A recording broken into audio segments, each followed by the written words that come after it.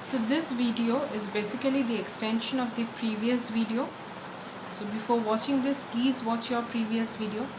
So as I have told you before, here we are going to calculate the electric field inside and outside for a charged sphere, in both the cases when the sphere is a conductor and in the case when the sphere is an insulator or a non-conductor, right? So without wasting much of the time, let us start. So as you can see in this diagram, we have taken a sphere. It's a charged sphere, and in the first case we are considering the case of conductor. So electric field inside the conductor is 0.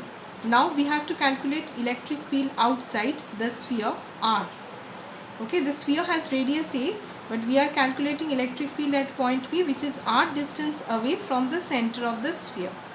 So we are considering an elementary portion ds, and this ds is will be the direction of the area vector, and this is your direction for electric field, which is radially outward. It is directed radially outward, right?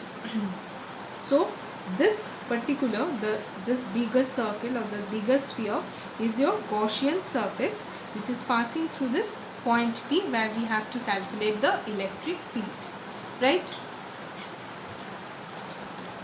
So we can write E vector dot ds equals to q by epsilon naught, applying Gauss theorem. When you will apply Gauss theorem, you will write it here, that applying Gauss theorem we know this.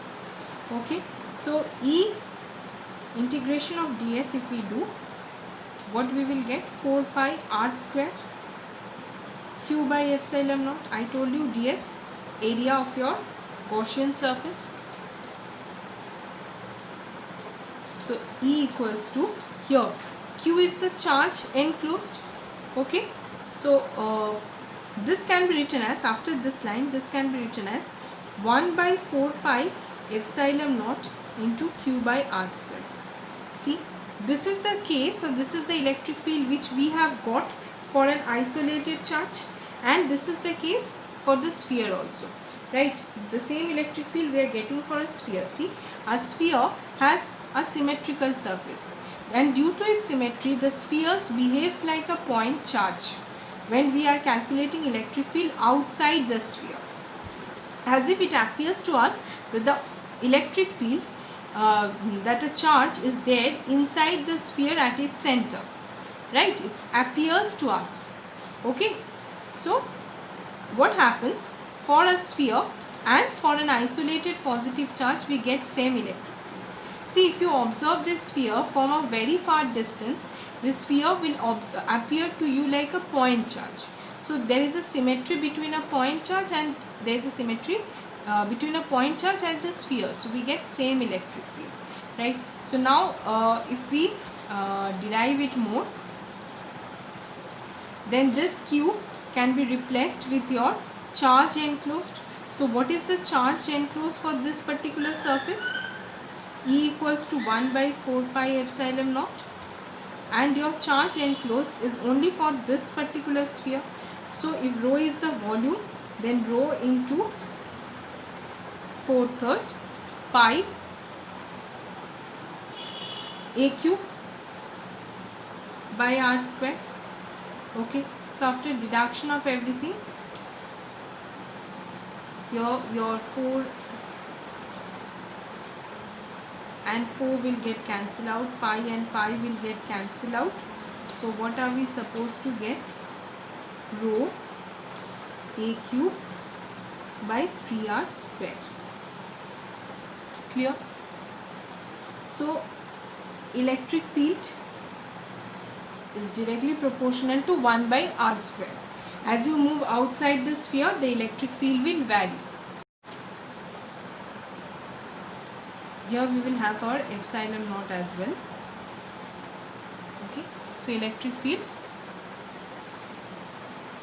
directly depends on the distance.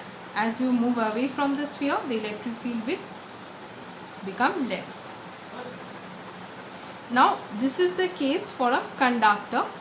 Electric field inside is 0, and this is your electric field outside. Okay, now if it's a non-conductor, then electric field outside, the same case will be obtained by us. We will be following the same method, and with the help of same method, this is the answer which we are going to get.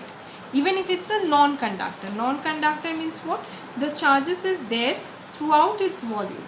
So we will, if we have to calculate electric field r distance away from the sphere, we will choose a Gaussian surface.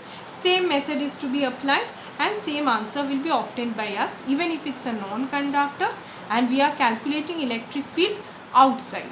But for non-conductor, we will be getting an electric field inside the surface, right? So if we have to calculate electric field inside the sphere has positive charges throughout its volume, and we will be calculating electric field at a distance r. So this smaller sphere is my Gaussian surface, which is there inside the actual sphere. Okay, so again we know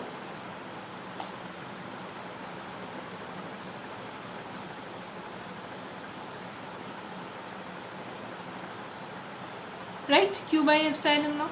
So this can be written as E into area of Gaussian surface. Small r is the radius for the Gaussian surface. So E into 4 pi r square into 1 by epsilon naught, charge q which is being enclosed. How much charge is being enclosed? Q enclosed will be 4/3 pi r cube rho. Rho is the volume charge density. If I simplify it more, this rho, volume charge density, is for the full sphere, right? So rho equals to what? Q by 4/3 pi a cube. Okay. So from here, what are we getting? From here, if we see, 4 and 4 will get cancelled out, pi and pi will get cancelled out. So we will be r and r square and r cube will cancel out. So we will get E equals to rho r by 3 epsilon naught. See, here your electric field directly depends on the distance. As you move from the center, as you move towards the surface of the sphere, what happens? As you move near to the surface, electric field will keep on increasing. So inside the sphere, as you move slowly from the center towards the outer surface, your electric field will increase. On the sphere, electric field, you see, electric field is attaining its maximum value, and then as you move away from the surface, outside it, electric field will keep on decreasing.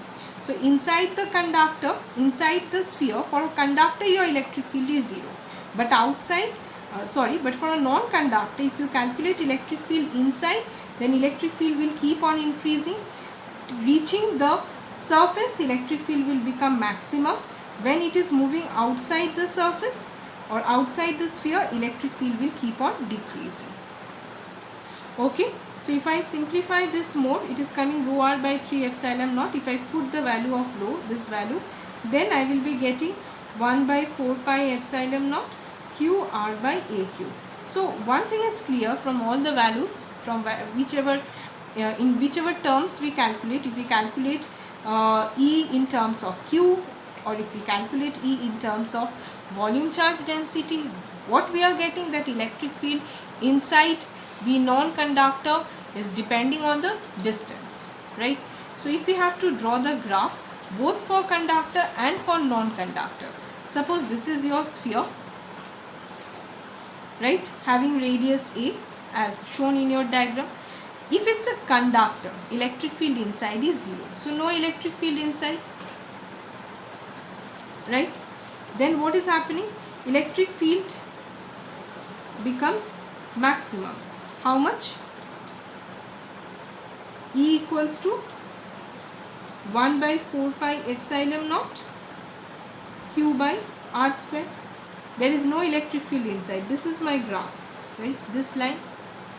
And what is happening? As you are moving away from the surface, electric field will keep on decreasing. Okay? So electric field varies with 1 by r square. Now the same graph is being drawn for a non-conductor. So in case of non-conductor, we will get electric field inside the non-conductor. And how do we get it? Electric field keeps on increasing with the distance, right? So electric field will keep on increasing, and then your electric field reaching the surface, on the outer surface, maximum, and then electric field decreases. Okay, so more or less this is the end to this chapter. This is the end to the chapter electric charges and field. In the next class we will start with the second chapter, and hope you are following your daily online classes for understanding the concepts in a better way, for dealing with the questions and for dealing with the numericals. Thank you, students.